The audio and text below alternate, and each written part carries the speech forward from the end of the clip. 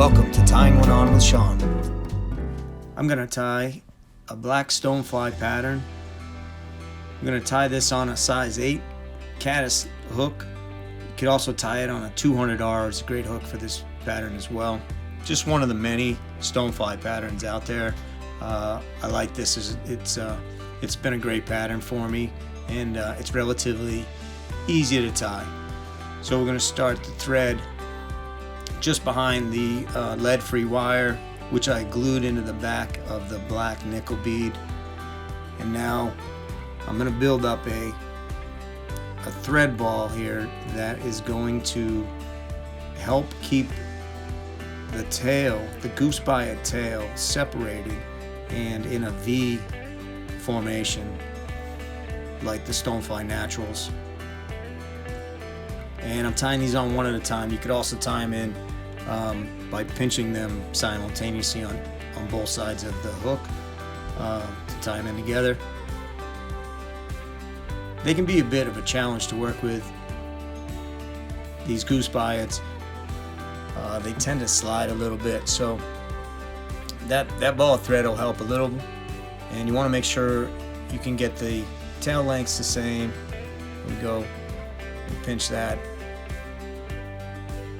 tie that down, and trim off the butt ends here. If I can keep my fingers out of the frame. Now I'm going to tie in the copper wire, and I'm going to tie that in on the back side of the hook because we're going to counter wrap it.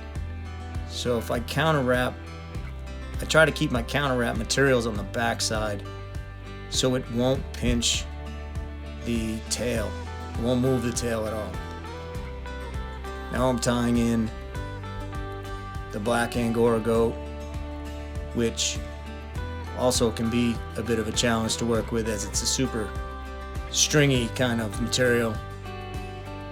And I like to have my dubbing wrapped real tight on the thread, and then if I want to brush it out to get a little bit more buggy look, I can do that. But I like to put it on originally, initially anyway, as a tighter wrap.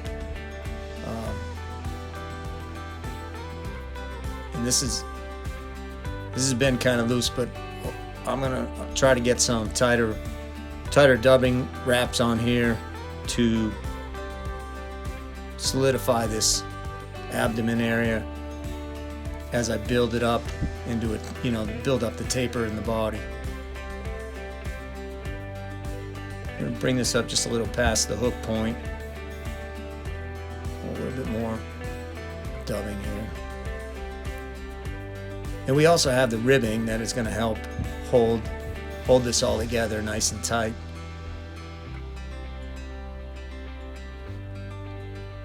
So a couple more wraps here to build up this body, and then here we go. Now I'll bring up the copper wire, and if you notice, we'll have some nice even wraps here, and the tail didn't move at all. So that was the whole point of putting that on the back side. So we get 3 or 4 even ribbing wraps. We'll tie that down, bring the bobbin up tight, and snap off the wire. Now I'm going to tie in the black thin skin, and I tapered that to tie it on, make it a little easier to tie it on. And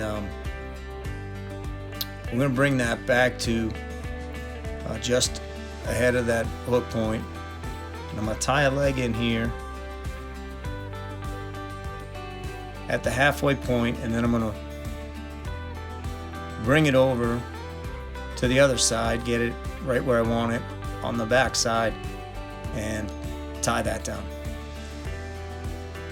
So these silly legs are great for movement, and the bar, I think, also helps with the attraction. Now I've switched my dubbing to the black hare's mask, which I really like, and it's got a lot of long guard hairs, and I like them for the thorax area of flies.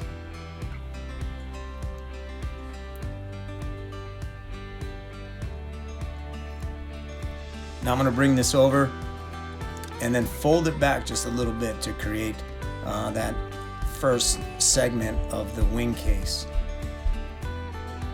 Make sure it's right on top, and then I'm going to come back a little bit, pull the flap back, and then I'll tie back just a little.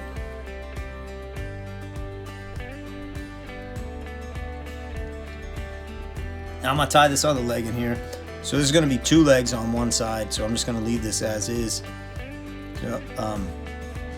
And again, I positioned it kind of high, and if you pull it tight, they kind of pop out.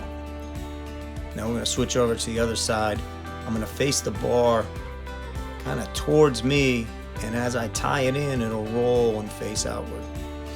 Just like that.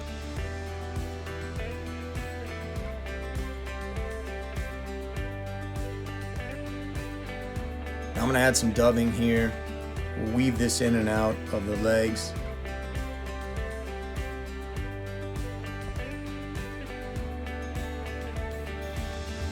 Helps to keep the legs separated, and which is going to increase the movement underwater of the legs. And we're going to fold that wing case back over, and then the little fold back towards the tail. Tie that down with a couple of wraps, and then wrap it in front.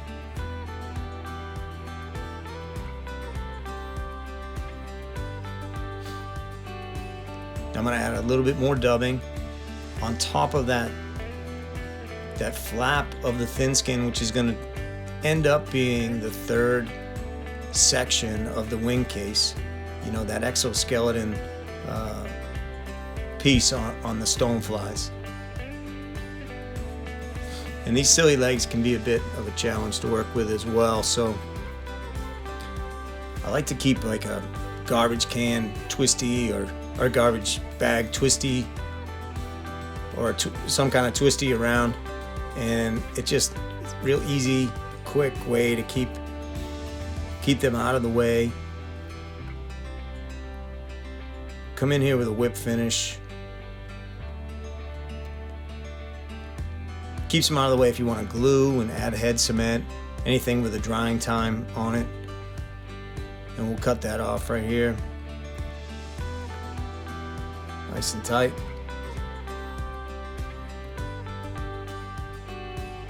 Get rid of this twisty so we can get the legs to where we want them, and you know, just kind of position them around a little, and then we're going to cut them to the length that we like it. I like to keep my legs on the longer side. If I'm going to err, I want them on the longer side, because I can always, number one, they're going to have more movement in the water. Number two, I can always cut them back with my nippers when I'm on the river. So I cut this side first, then I match it up with the other side, the far side, and then we'll cut those down, as I continue to have that problem with my fingers in the camera view.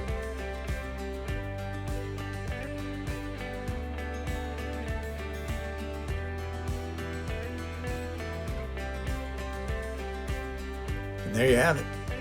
Black Stonefly pattern, very effective pattern, and a lot of fun to tie. Thanks for watching, and we'll see you next time at Tying One On with Sean. Check us out at guidesley.com.